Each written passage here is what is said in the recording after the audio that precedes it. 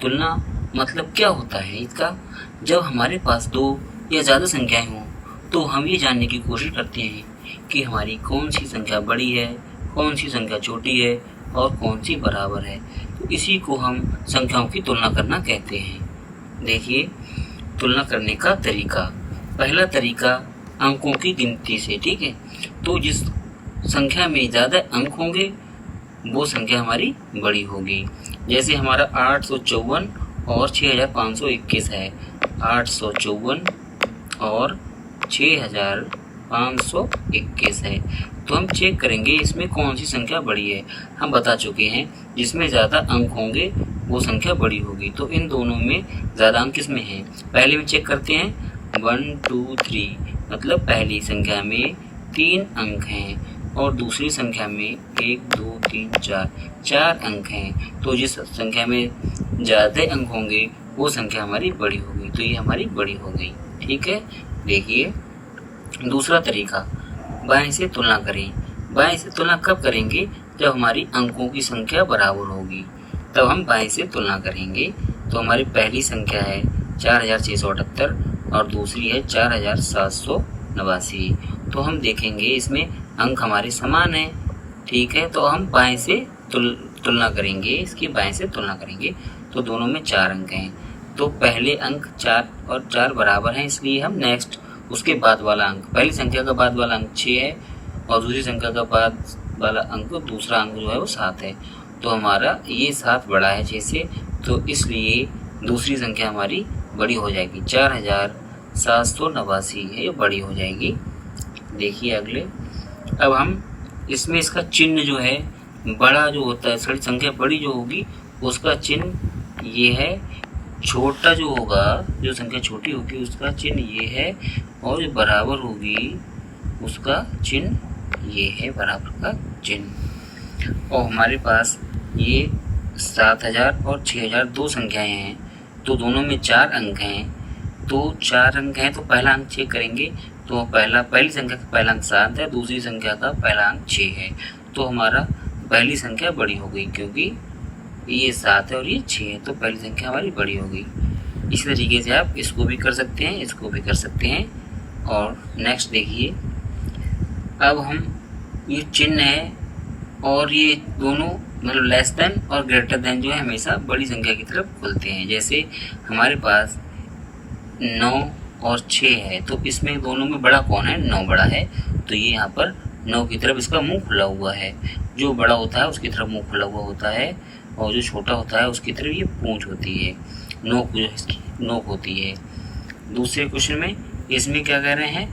पहला अंक 3 है, दूसरा अंक 8 है। तो जिन देखो हमारा 8 बड़ा है तो 8 की तरफ उसका मुंह खुला हुआ है। जैसे हमारा 100 हो तो इस 100 में पहला अंक 100, दूसरा अंक 200, तो दोनों में 200 बड़ा है तो इसका मुंह इधर को खुल जाएगा, ठीक है। ये संख्या हमारी बड़ी हो जाएगी।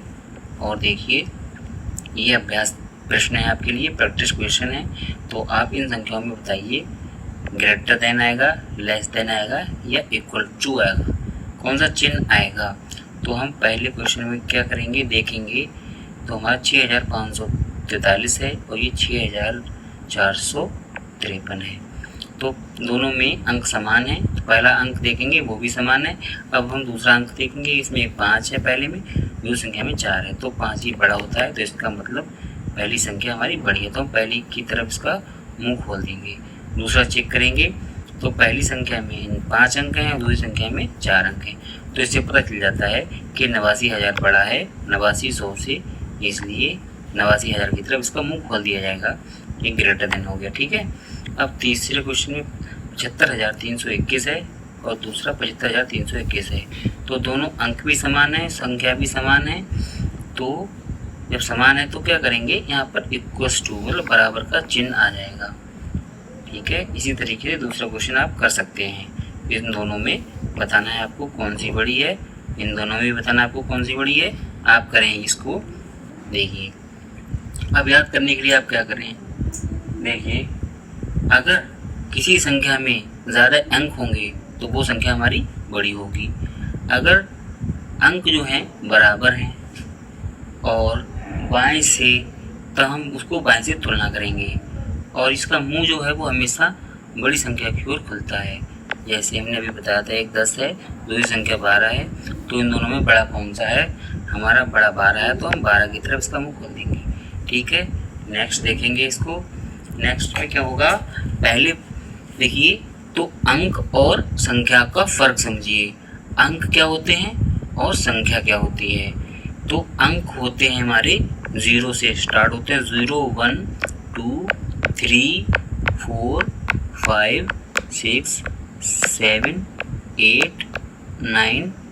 ठीक है, तो इसका टोटल होगा 10, मतलब 10 अंक। टोटल हमारे 10 अंक हैं। ठीक है, अब संख्या क्या होगी? जैसे मान लीजिए यहाँ पर लिखा है 1 और 2, इसको आपस में पास पास लिख दिया जाएगा तो हमारा हो जाएगा 12। ये एक संख्या कहलाएगी। तो इस संख्या में 2 अंक हैं, 1 और 2, ये दोनों मिलाकर 2 अंक हैं, अंक 2 हैं। ठीक है, और ये संख्या 12 है। तो अंक क्या होते हैं? 0 से 9 तक हैं, 0 से 9 तक 10 अंक होते हैं। तो अंक अलग होते हैं और संख्या अलग होती है। देखिए 2 3 4 और 5 अंकों की सबसे बड़ी और सबसे छोटी संख्याएं कौन सी होती हैं, देखते हैं। सबसे पहले हम देखते हैं 2 अंकों की। तो 2 अंकों की सबसे छोटी संख्या हमारी 10 होती है और सबसे बड़ी 99 होती है। ठीक है, 3 अंकों की सबसे छोटी संख्या 100 और सबसे बड़ी 999। 4 अंकों की सबसे छोटी संख्या 1000 और सबसे बड़ी 9999। ठीक है, 5 अंकों की सबसे छोटी संख्या 10,000 और सबसे बड़ी 99,999। देखिए जैसे मान लीजिए 4 अंक में 4 वाली, इसको हम समझाते हैं आपको। जैसे इसकी छोटी संख्या 1000 और इसकी बड़ी संख्या 9999। 4 अंकों की तो देखिए दोनों, इसमें भी 4 अंक हैं और इसमें भी 4 अंक हैं। तो जो छोटी संख्या होगी उसमें 1 से स्टार्ट करेंगे और उसके बाद 3 0 लगा देंगे। ठीक है, 3 0 क्यों लगाएंगे? क्योंकि हमें टोटल 4 अंक करना है। तो पहला जो है 1 और ये 3 शून्य जो है 4 अंक पूरे हो गए। ये हमारी सबसे छोटी संख्या हो गई। और सबसे बड़ी संख्या जो होती है उसमें 4 अंकों की संख्या, उसमें सभी अंक होंगे वो 999 होंगे। ठीक है, अब हम ये सीख चुके हैं कि 2 अंकों और 3 अंकों और 5 अंकों की सबसे छोटी और सबसे बड़ी संख्या कौन सी होती है। अब हम इसके बाद देखेंगे 2 अंकों की संख्या है कोई 1, तो उसमें 1 और 0 होगा, तो ये आपस में 1 और 0 लग जाएगा, ये 10 हो जाएगा। 3 अंकों की संख्या, तो 2 अंकों की संख्या जो मैंने बताया था उसमें 1 के बाद कितने 0 लगाए जाएं कि वो अंक 2 हो जाए, क्योंकि हम 2 अंकों की संख्या है, 1 के बाद उतने 0 बढ़ाना होंगे, तो हमें 1 0 बढ़ाना होगा, तो इसमें हमारे 2 अंक हो जाएंगे। तो ये 2 अंकों की सबसे छोटी संख्या कहलाएगी, ये सबसे छोटी संख्या कहलाएगी। 3 अंकों की, 3 अंकों में भी वही है, 1 के बाद कितने 0 लगाए जाएं कि हमारे 3 अंक हो जाएं, तो 1 के बाद 2 अंक लगाए जाएं तो ये टोटल 3 अंक हो गए। तो ये 3 अंकों की सबसे छोटी संख्या हो गई। ठीक है, अब हम आपको बताएंगे आरोही और अवरोही क्रम के बारे में। देखिए जब आप सीढ़ियाँ चढ़ते हैं तो कहाँ जाते हैं? ऊपर की तरफ जाते हैं, और जब उतरते हैं तो नीचे की तरफ जाते हैं। ठीक है, अब हम सीखेंगे आरोही और अवरोही क्रम। बिल्कुल ऐसी संख्याओं में भी ऐसा होता है, जो संख्याएं बड़ी होती हैं वो ऊपर जाती हैं और नीचे जाती, छोटी संख्याएं नीचे जाती हैं, नीचे की तरफ। अब हम देखते हैं सबसे पहले आरोही क्रम, इंग्लिश में कहते हैं असेंडिंग ऑर्डर। इसका मतलब जब संख्याएं छोटी से बड़ी की तरफ जाती हैं, छोटी संख्या से बड़ी संख्या की तरफ जाती हैं, तो आरोही क्रम कहलाता है। जैसे जैसे हम ऊपर चढ़ते हैं संख्याएं भी बढ़ती हैं, जैसे 1 2 3 4। तो देखिए हम 1 से स्टार्ट किया, ये छोटी संख्या है, और ये इससे बड़ी ये है 2, उससे बड़ा 3, उससे बड़ा 4, तो ये छोटी से बड़ी की तरफ जा रहा है, तो ये हमारा आरोही क्रम कहलाएगा। क्या कहलाएगा? आरोही क्रम। मतलब असेंडिंग ऑर्डर। ठीक है, इसमें आप एक कुछ उदाहरण है ये कर सकते हैं। ये आरोही क्रम, छोटे से बड़े की तरफ आरोही क्रम। अब हम देखते हैं अवरोही क्रम। ये क्या होता है?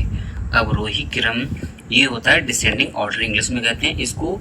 बड़े से छोटे की तरफ आना होता है। जैसे कोई नंबर 5, 4, 3, 2, 1, तो देखिए बड़ा नंबर ऊपर होगा और छोटा नंबर नीचे होगा, तो नीचे संख्याएं घटती जाएंगी, तो वो हमारा डिसेंडिंग ऑर्डर कहलाएगा, अवरोही क्रम कहलाएगा। ये एग्जाम्पल से आप इसको समझ सकते हैं। तो आप समझ चुके हैं कि हमारा छोटे से बड़े की तरफ जाएगा तो हम उसको आरोही क्रम कहेंगे, और बड़े से छोटे की तरफ जाएगा तो उसको हम अवरोही क्रम कहेंगे। ठीक है।